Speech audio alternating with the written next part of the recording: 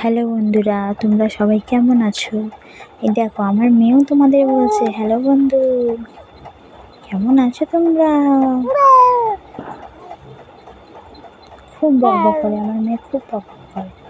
এত বকবক করতে পারে, না বললে বুঝতেই পারবে। তো তোমরা কোথা থেকে দেখছো আমাকে কমেন্ট করে জানিও।